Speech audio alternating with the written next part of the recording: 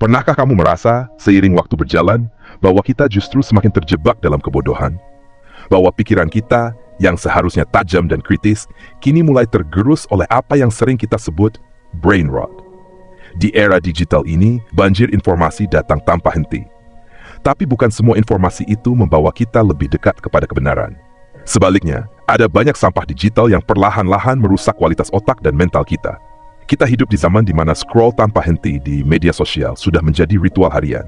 Setiap detik, kita disuguhkan dengan konten yang instan, emosional, dan seringkali dangkal. Ironisnya, di balik kemudahan akses informasi ini, ada proses berpikir kritis yang semakin terpinggirkan.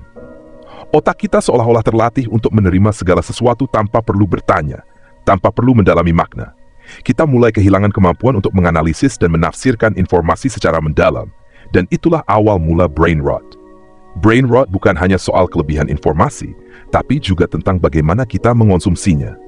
Kita diberi pilihan untuk terus-menerus menelan apa yang ada di depan mata, tanpa pernah berhenti sejenak untuk merefleksikan atau mempertanyakan.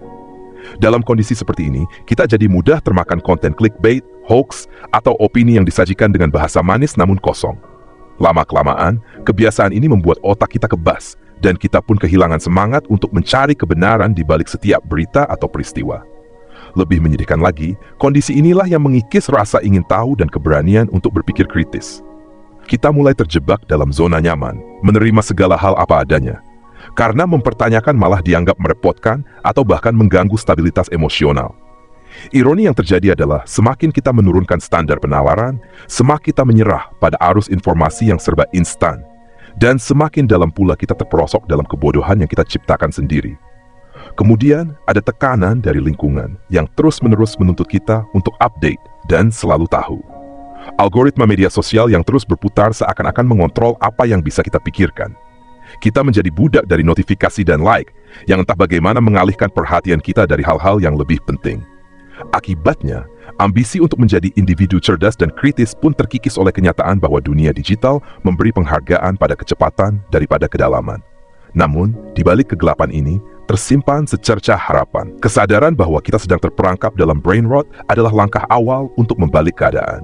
Mungkin, dengan mulai menyaring informasi, mengurangi waktu yang dihabiskan untuk scroll tanpa tujuan, dan kembali melatih pikiran melalui membaca, berdiskusi, atau sekadar merenung, kita bisa mengembalikan kejernihan yang mulai hilang.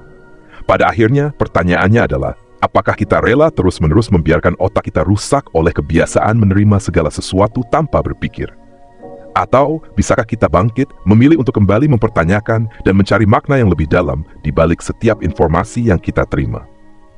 Di tengah dunia yang penuh dengan sampah digital, satu-satunya pelarian adalah dengan belajar memilah dan mengasah kembali pikiran kritis kita, agar kita tidak semakin terjebak dalam kebodohan yang merusak otak dan mental.